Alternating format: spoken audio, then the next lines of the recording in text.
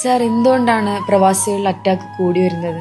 പ്രവാസികൾ ശരിക്കും നമ്മളൊരു മറ്റുള്ളവർക്ക് പ്രകാശം നൽകിക്കൊണ്ട് സ്വയം ഒരുക്കിത്തീരുന്ന വഴുകുതിരികളാണ്. എൻ്റെ കുടുംബത്തിൽ ഒരുപാട് പേര് പ്രവാസികൾ. അവരൊക്കെ പറയുന്നതായിട്ട് എനിക്ക് തന്നെ പലപ്പോഴും വിഷമം തോന്നാറുണ്ട്. ലൈഫ് നമ്മളെ കുടുംബത്തിന് വേണ്ടിയിട്ട്, നാട്ടുകാർക്ക് വേണ്ടിയിട്ട്, മൊത്തത്തിൽ ജീവിതത്തിൻ്റെ എല്ലാ ചെലവഴിക്കുന്ന ആളുകളാണ്. പല കാരണങ്ങൾ ഏറ്റവും കൂടുതൽ എനിക്ക് തോന്നാറ് അവരെ സ്ട്രെസ് എന്നായിരിക്കാം. ചെറുപ്പത്തിലെ ഭാരം, ഉത്തരവാദിത്തം കൊണ്ട് 3 രീതിയിൽ അവർക്ക് സ്ട്രെസ് ഉണ്ട്. ഒന്ന്, അവരിൽ ഏൽപ്പിക്കുന്ന ഉത്തരവാദിത്തം അല്ലേ, വീട്ടിൽ ഒരുപാട് പ്രാരാബ്ദം ഉണ്ടാവും. അതിൻ്റെ പ്രാരാബ്ദങ്ങൾ ഇങ്ങനെ ഒന്ന് കഴിയുന്നവരും ഒന്നിങ്ങനെ വന്നുകൊണ്ടേയിരിക്കുന്ന പ്രാരാബ്ദങ്ങളുടെ അതിൻ്റെ സ്ട്രെസ് ഉണ്ടാവും. 2, അവരനുഭവിക്കുന്ന മാനസിക അല്ലാതല്ല വിരഹങ്ങൾ, വീട് വിട്ടു നിൽക്കുക, നാടും വീടും കുടുംബവും മക്കളും വിട്ടു നിൽക്കുന്നുള്ള ആ വിരഹത്തിൻ്റെയും മറ്റുള്ള സ്ട്രെസ് ഉണ്ടാവും.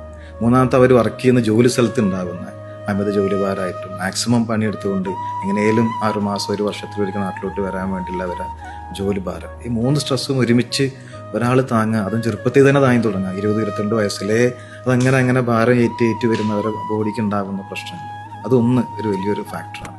2, ഭക്ഷണത്തിൻ്റെ പലപ്പോഴും ഇവർ സമയത്തിന് ഭക്ഷണം കഴിക്കാൻ പറ്റില്ല. എന്തെങ്കിലും പലപ്പോഴും രാത്രി വൈകിട്ടാവും. പല പ്രാവശ്യം കഴിക്കുമ്പോൾ രാത്രി 2 മണി വരെ, ഹോട്ടലിൽ കഴിക്കുന്നത് 2-3 മണി വരെയൊക്കെ കഴിഞ്ഞിട്ട് അവർ പിന്നെ ഉറങ്ങാൻ പോകും.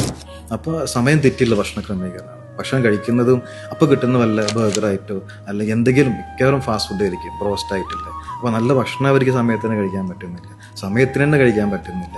ഉറക്കും ഫുൾ താളം തെറ്റിയിട്ടാണ്. പലപ്പോൾ രാത്രി 3 മണിക്ക് ഉറങ്ങും, എന്നിട്ട് പിന്നെ എഴുന്നേൽക്കാൻ ചിലപ്പോൾ ഉച്ചയ്ക്കായിരിക്കും, അല്ലെങ്കിൽ പിന്നെ പെട്ടെന്ന് പോകും. അങ്ങനെ അവരെ മൊത്തം ശരീരത്തിൻ്റെ ഋതം തന്നെ മൊത്തം മാറിയിട്ട് അവരെ മൊത്തത്തിൽ ലൈഫ് പോകുന്നത്. അപ്പോൾ രാത്രി വൈകി ഭക്ഷണം കഴിക്കുന്നത് തന്നെ പെട്ടെന്നുള്ള മരണങ്ങൾ ഉണ്ടാക്കുന്ന കൊല്ലം.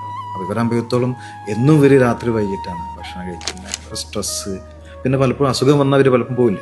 ലക്ഷണം വന്നാൽ കുഴപ്പമില്ല, ഗ്യാസ് കഴിക്കും, എന്തെങ്കിലും അടുത്തുനിന്നുള്ള ഫാർമസിയിൽ നിന്ന് പാരസെറ്റമോൾ, പാനഡോൾ അല്ലെങ്കിൽ എന്തെങ്കിലും കഴിച്ചിട്ട് അങ്ങനെ പോകും. അപ്പോൾ സമയത്തിന് ചികിത്സയുടെ ചിലവ് ഓർത്ത് പലർക്കും ഇൻഷുറൻസ് ഉണ്ടാവില്ല. അപ്പം അതിൻ്റെ പ്രശ്നങ്ങൾ പലപ്പോഴും ഉണ്ടല്ലോ.